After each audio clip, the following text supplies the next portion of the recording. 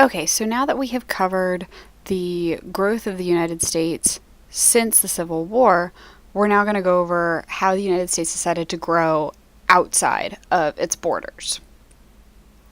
So, expanding Manifest Destiny. Manifest Destiny, remember, was the idea that Americans were supposed to move to the western border of the United States and spread out and do everything because it's all God's will.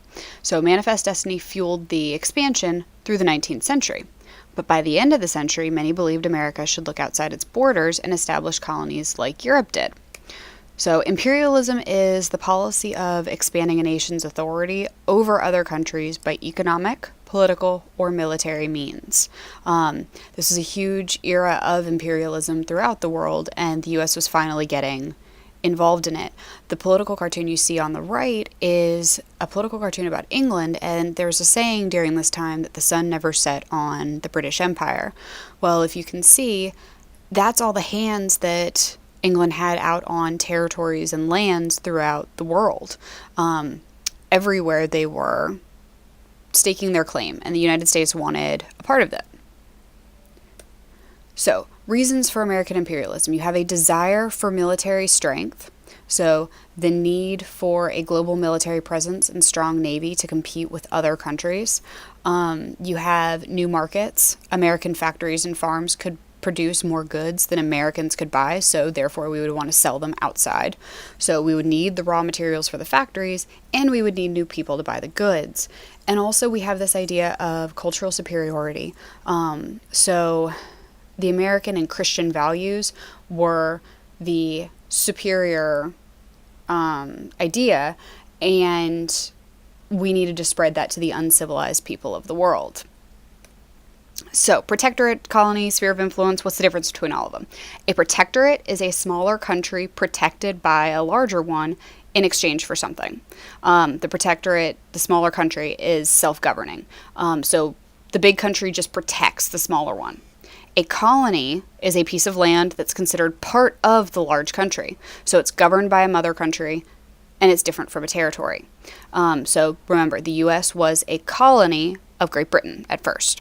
Then you have spheres of influence, which were dominations of trade or investment within a particular port or region. So, say we wanted to go to a certain port. We would establish a sphere of influence at that port where we could dominate trade. So this is the idea of the white man's burden. It is a political cartoon showing how the white man is superior to the other uncivilized peoples. Alaska. This is one of our first ventures into imperialism. We bought it from Russia by the Secretary of State Seward in 1867. The area is rich in timber, minerals, and oil. It ultimately became a state in 1859, but we wanted it for its natural resources of the timber, minerals, and oil. So, Hawaii. It was very important for American trade. It was a stopping point between the West Coast and Asia. And it established Christian schools and churches. We had good relations with Americans there. So, the American-owned Hawaiian sugar plantations traded mostly with American companies. Workers from China and Japan were then imported to work on these plantations. By 1900, foreigners and immigrant laborers outnumbered Hawaiians 3-1. There was an increased American presence. The United States built the naval base at Pearl Harbor in 1887, and it made it the refueling station for American ships. And then American industrial leaders persuaded King Kalakaua to restrict voting rights to only wealthy landowners. So in 1891, Queen Liliuokalani proclaimed Hawaii for Hawaiians, get rid of the voting restrictions. So business groups organized a revolution and established a government led by Sanford B. Dole. Yes, that is the same Dole that does fruit plantations. Like we still see Dole fruit all the time. So President Cleveland formally organized the Republic of Hawaii once they overthrew the Queen, And in 1898, Congress purchased Hawaii as an American territory, or proclaimed Hawaii as an American territory, and it became the 50th state in 1959. So Cuba. At the end of the 19th century, Spain was a declining power. American businesses had invested millions in Cuba, which was a Spanish colony. Stories of Spanish atrocities led to calls for Cuban independence, Cuba Libre. Cubans were put into concentration camps by the Spanish. Yellow journalism. So American newspapers needed more readers. So William Randolph Hearst and Joseph Pulitzer competed by publishing sensational and exaggerated accounts of the situation in Cuba. Yellow journalism was sensational writing that exaggerated news to lure and enrage readers. It made people sympathize with the Cuban people and want war with Spain. Hearst said, "You furnish the pictures and I'll furnish the war." So he was willing to say anything about those pictures if it would get people enraged enough to go to war. Path to war. The Delome letter. The Spanish minister insulted President McKinley in a letter that ended up being published in the New York Journal. It made Americans angrier towards the Spanish. President McKinley ordered the USS Maine to Havana in 1898. On February 15, 1898, the ship mysteriously blew up in the harbor, killing 260 people. No one knew what happened, but the American media claimed that the Spanish were responsible. Hearst offered $50,000 reward for capture of those responsible. Ultimately, war was inevitable. The phrase "remember the Maine" was a huge rallying cry for the war effort. The U.S. declared war on Spain on April 20th, 1898. This is an image of the New York Journal from after the Maine was destroyed. So the Spanish-American War. The first battles of the war were fought in the Philippines.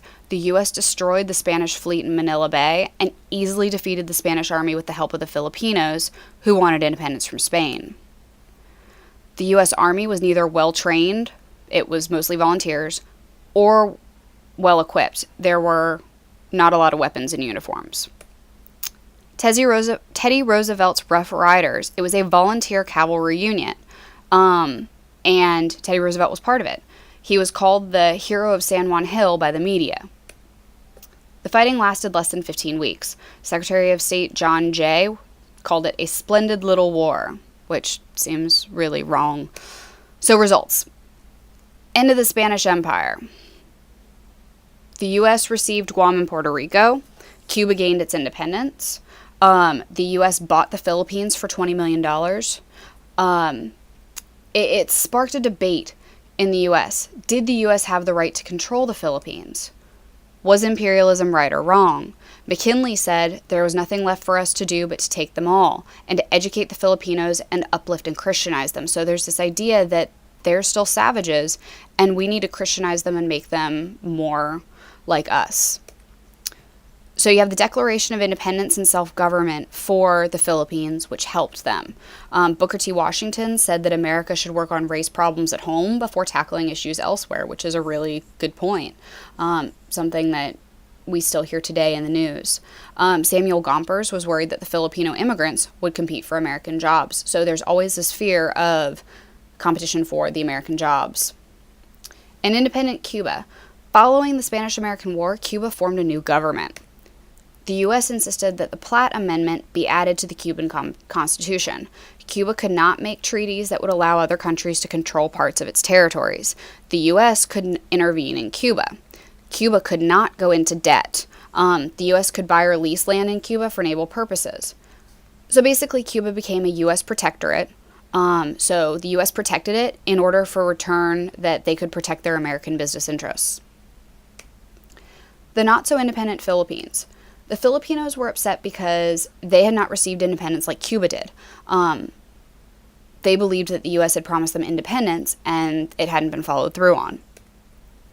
Emilio Aguinaldo and his followers vowed to fight for Philippine independence. They led a revolt against the Americans. The Americans forced the Filipinos to live in designated areas with poor sanitation, where starvation and disease were rampant. The Americans playing a role in... Were the Americans playing the role of Spain in Cuba? That was the question that we kind of fought with. The not-so-independent Philippines. So Americans were forcing the Filipinos to live in the designated areas with poor sanitation, lots of starvation, lots of disease, and the Americans were playing the role of Spain, basically. 70,000 U.S. troops were sent to put down the rebellion. It took 3 years, and it cost 20,000 Filipino lives, and it also cost the United States $40 million. The Philippines remained an American colony until 1946. The open door to Asia. So the major European powers, Russia and Japan, had established prosperous spheres of influence along the Chinese coast. So the Americans feared being kept out of the access to the Chinese. Secretary of State John Hay issued the Open Door Notes that called for equal trading rights in China for all the imperial powers to avoid one country securing a monopoly. So, open door to Asia. So the open door policy, equal trading rights for all powers. So all powers must respect the Chinese sovereignty, so their self-government, but we needed to share the trade with the powers until the 1940s. It increased the U.S.'s role in Asia, which was a huge deal. Latin America. Panama. At the beginning of the 20th century, Roosevelt wanted to build a canal to shorten the distance between the west and east coasts and allow the Navy to move between the colonies in the Caribbean and the Pacific. Panama was a Colombian province at the time, and it was identified as the ideal location. Roosevelt offered Colombia $10 million and $250,000 annually to lease the canal zone forever. The Colombians wanted a better deal and ended up refusing. So Roosevelt encouraged the Panamanians to revolt and then blocked Colombia with the U.S. Navy. The U.S. recognized the new government of Panama, who granted the U.S. the lease, and the Panama Canal was completed in 1914. Colombia remained very angry, as did the rest of Latin America, which I can kind of understand. The U.S. was kind of a bully about this. So if you look at it, Panama Canal is right where that little circle is. It's at a really, really tiny point in Latin America. It makes it a really good place between the Caribbean and the Pacific Ocean. Before that, you had to go all the way down around the southern tip of South America, and that took forever. So Roosevelt's foreign policy was speak softly and carry a big stick. It was very aggressive, and it broke the tradition that the U.S. had of non-involvement in foreign affairs. The Latin American nations owed debts to Europeans and wasn't paying them. So the Europeans threatened to invade if the payment was not received. But this would violate the Monroe Doctrine. So what do? Roosevelt instructed the European countries that the Monroe Doctrine restricted them from interfering. He proposed expanding the Monroe Doctrine to allow the U.S. to intervene in Latin American nations' economic affairs on behalf of the European countries to force them to pay their debts. This is known as the Roosevelt Corollary. So, the Europeans were very happy, while the Latin Americans got ticked. A continuation of this Roosevelt Corollary was President Taft's dollar diplomacy. President Taft came after President Roosevelt. He expanded the Roosevelt Corollary, and he urged the Americans to increase their investments in Latin America in order to create stability. He promised that the United States would step in if any country or unrest threatened the investments. So reasons against imperialism. International trade did not require the United States to become involved in the politics of other people, which could lead to conflict. Imperialism was in contradiction to the American founding principles, liberty, equality, and self-government. Foreign entanglement would ultimately lead to war with the native peoples and other nations, which disrupted the American economy. So there's a lot to look at on both sides of the argument for and against imperialism, and this is what the nation was doing at the turn of the century. They were trying to figure out, do we go imperialistic? Do we stay the way we are, isolationist? Okay?